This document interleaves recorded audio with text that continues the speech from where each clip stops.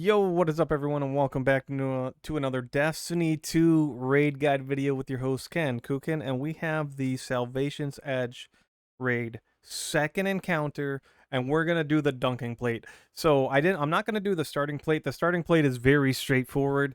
Hopefully, everyone that is dunking kind of just already knows what they're doing, right? So sorry, every the starter plates. Hopefully, you'll know what you're doing. If you're confused on how the starting plates go, you start the plates, so you start the ping pong between the plates, and then you just like the ending plates you're gonna see. So if you want to watch the part one where I show off how the part one stuff works, I'll show you that. First, I'm gonna show you the call to reckoning, all right, or call to beckoning.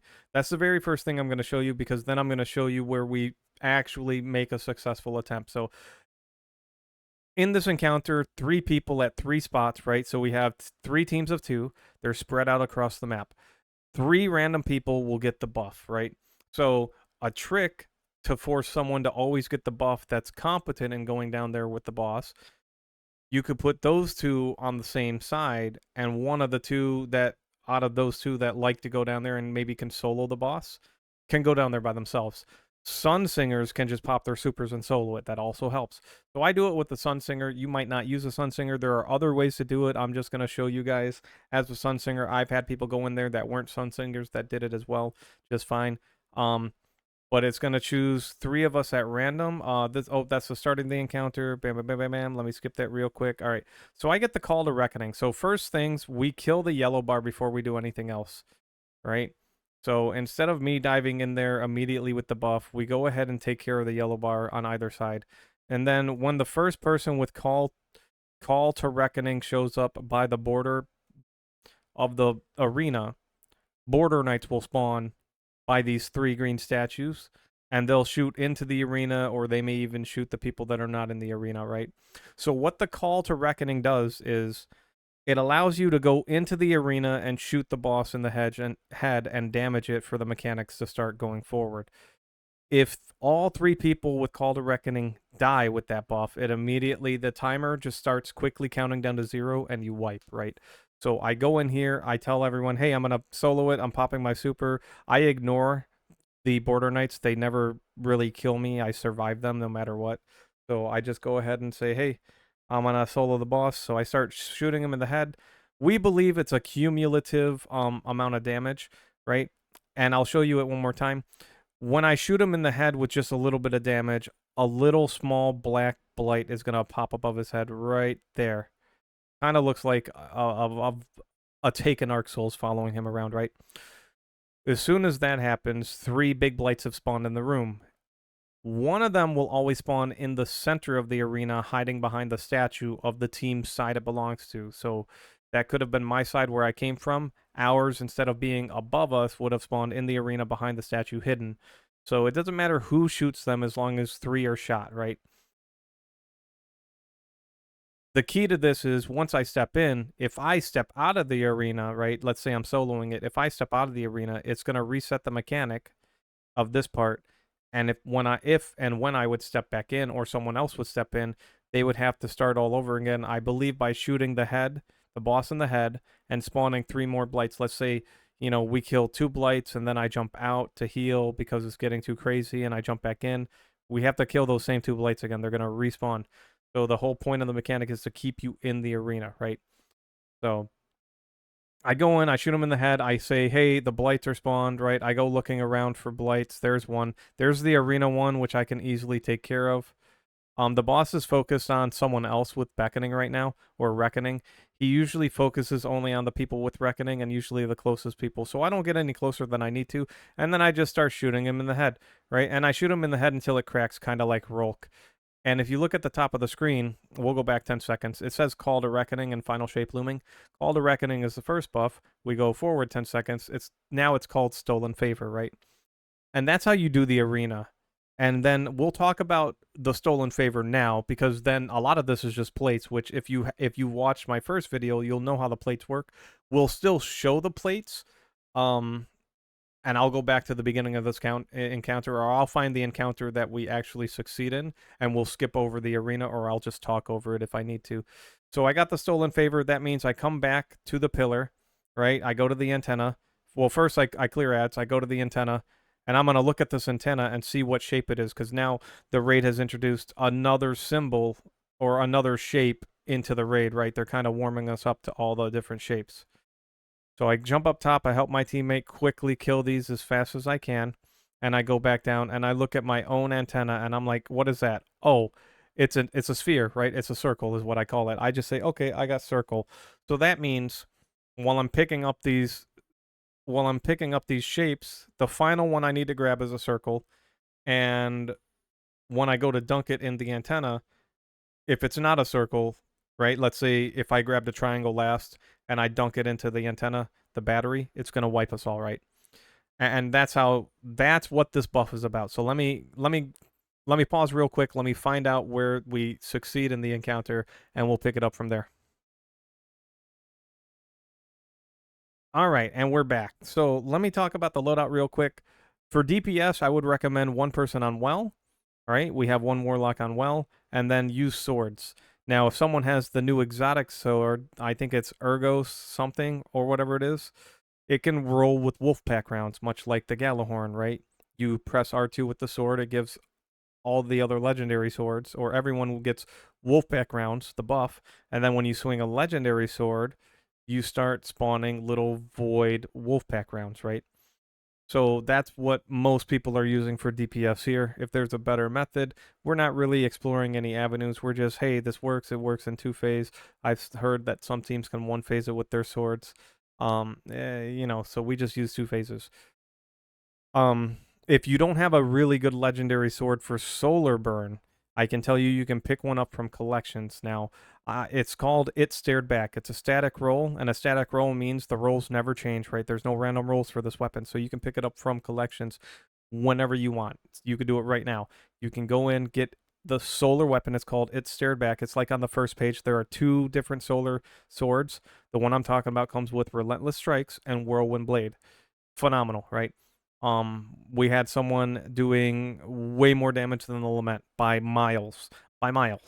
So with that said, let's go ahead and do the mechanics. So I'll give you a couple of tips and tricks. We'll show the start. So at the start, you want to divide your team up into 2.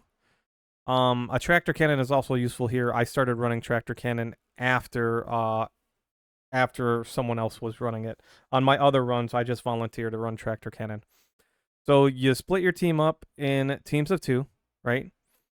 You separate them around the room. So I'm on the right side. There's a team in the middle and the team on the left. Both of your teammates stay on the bottom floors where the dunking plates are. That's where all the ads spawn first. Once a yellow bar is killed, the boss will then finally choose 3 people with Call to Beckoning.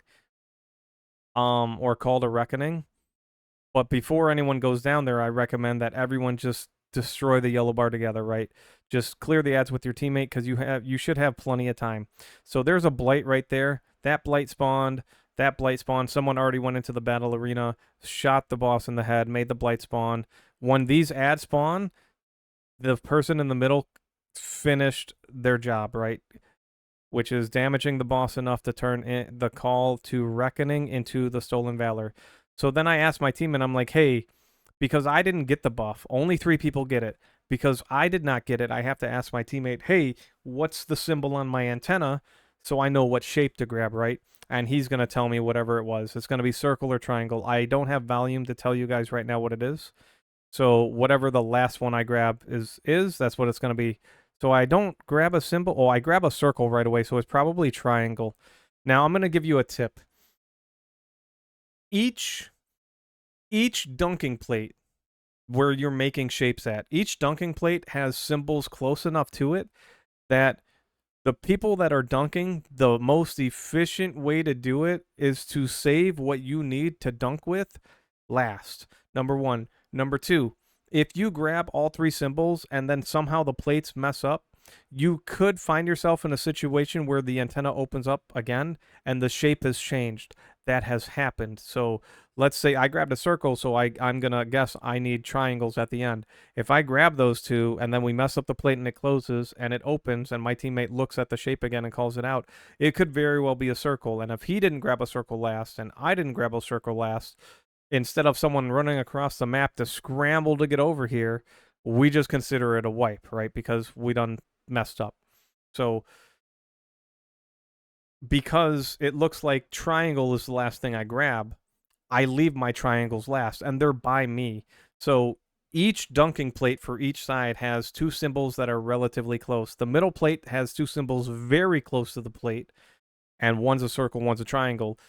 And let's say you need a triangle, just leave that triangle for last and go and grab the circle and then wander off and grab whatever else you need first. When you're helping new people or you have new people in the group and they say watch a video to learn, they may wander down and accidentally grab a shape that you were saving for yourself.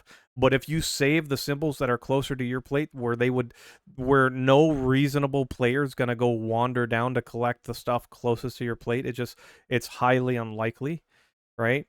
And if they do, they probably messed up the plate because they'll never make it back in time. If you, as the dunker, save the symbols that are closest to your plate, you won't have to worry about anyone else accidentally taking what you think is your symbol. There are efficient ways to make sure people stay away from each other's symbols. You can have each person only collect certain symbols. Let's say if all of mine are triangle, I would go collect all triangles, but not all triangles. I don't want to jump up to where my partner is just to get my triangular shape. That doesn't make sense to me. I have three shapes that spawn down here, one circle, two triangles. If I needed a circle, I would have saved the circle last. If I needed a triangle, I would save the triangles last that were nearest my plate instead of just jumping up.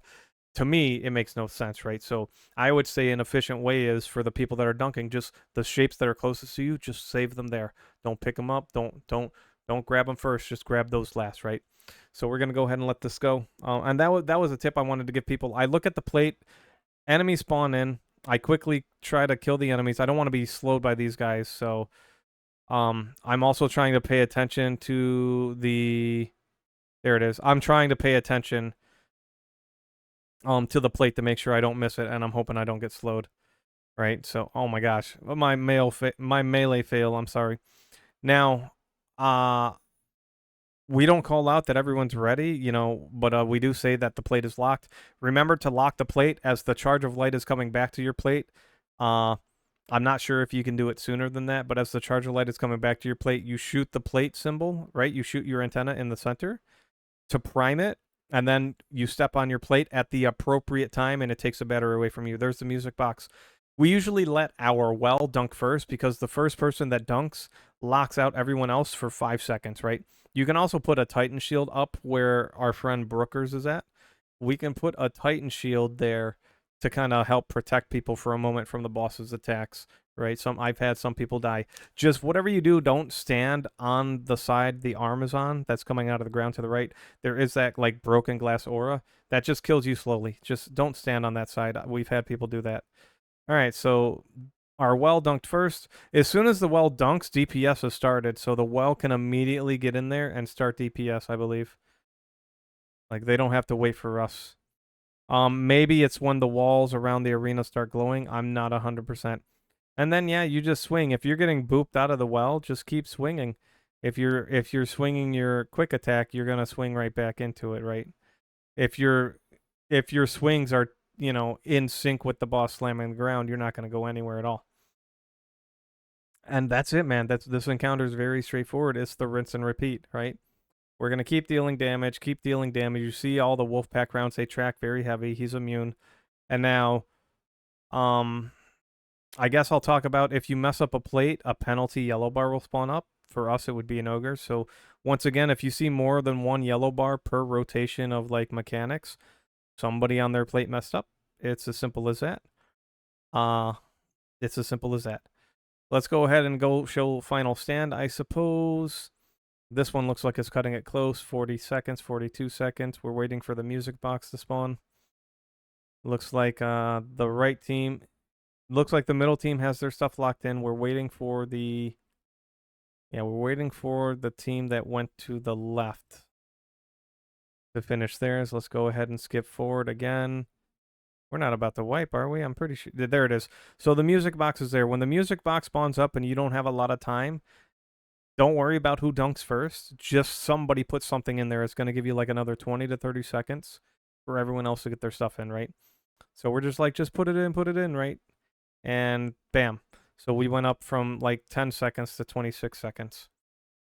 All right, and then go in there. I pop my Transcendence, I pop my Super, I start swinging, right? You want to use your Whirlwind Blade. If you look at the bottom left corner of my screen, it says Whirlwind Blade times 10. Use light swing 10 times, and then you heavy swing every time the melee is charged. You'll see it if you look bottom left. You'll see the melee charge, attack charge up. That's when you would do your heavy attack, right? You wouldn't just endlessly spam it.